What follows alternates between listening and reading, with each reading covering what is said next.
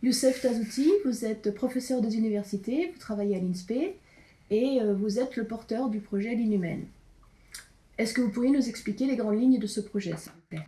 Oui, l'objectif du projet L'Inhumaine, c'est de concevoir un dispositif numérique sous la forme de 2 applications éducatives sur tablette, utilisables en classe. La première permet de tester les compétences des élèves en littératie et en numératie émergente, et la seconde permet de développer ces activités de littératie et numératie émergente dans le contexte de la classe, à travers des activités diverses et ludiques.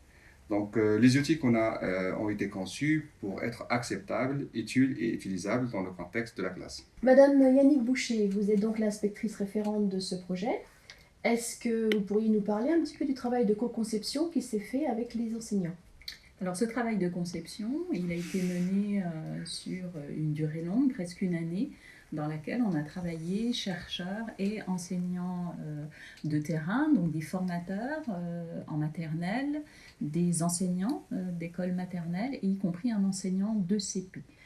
Notre objectif, c'était de trouver des situations qu'on pourrait inscrire dans l'application et qui viendraient renforcer les apprentissages des élèves. Youssef Tazouti, est-ce que vous pourriez nous expliquer toute la partie numératie de façon un peu plus précise? Donc, l'application qui a été développée, une des 2 applications s'appelle Applinou, c'est-à-dire apprendre avec l'INO en maternelle. Il y a tout un volet sur la littératie émergente, mais il y a aussi un volet sur la numératie émergente, c'est-à-dire toutes les compétences mathématiques précoces dont les enfants ont besoin pour apprendre à lire, à écrire et à calculer. Donc, on a des compétences concernant la reconnaissance des chiffres, le dénombrement, les comparaisons de quantités, ou encore la résolution de problèmes. Nous avons essayé de développer des activités qui ont un certain nombre de qualités pédagogiques. Donc, la première, c'est déjà l'inscription dans les programmes de l'école maternelle. La seconde, c'est avoir une progression du début de la moyenne section jusqu'à la fin de la grande section. Nous avons essayé de mettre aussi une ergonomie adaptée, des activités ludiques, et aussi avoir des feedbacks pour les enfants et un certain nombre d'autres qualités pédagogiques de l'application. Est-ce que vous constatez déjà des effets sur les expérimentations? Alors oui, on constate déjà des premiers effets suite à une expérimentation qui, là, on est à sa 2e année. La première année, donc une expérimentation dans des classes d'enseignants volontaires et des volontaires à la fois d'enseignants de moyenne section, mais également de grande section, parce qu'on est sur le suivi de la cohorte, et cette année, les enfants de moyenne section sont en grande section. Donc des classes volontaires, un travail d'information des familles également, pour avoir l'autorisation que l'enfant participe à la recherche, une interrogation des parents bien évidemment par rapport aux usages de la tablette dès l'école maternelle, et puis un travail aussi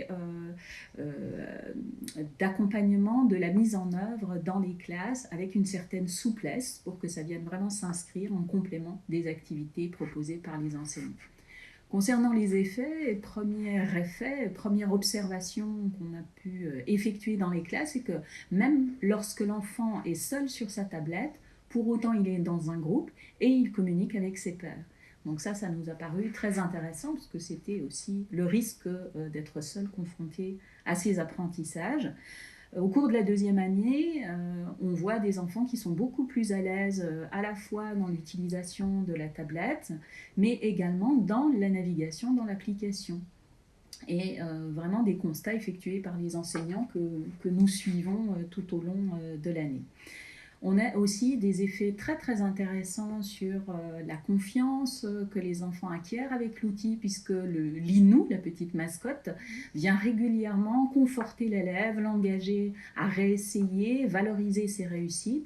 Et là, ça donne des effets vraiment très intéressants sur les élèves les plus fragiles. On a pu constater aussi pour un certain nombre d'élèves allophones que la possibilité de pouvoir réécouter la consigne était vraiment bénéfique sur la durée, bien évidemment.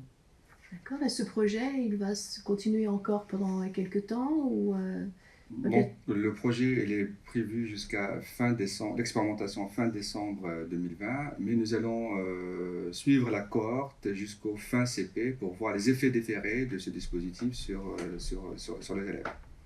Bien, merci à vous. Merci.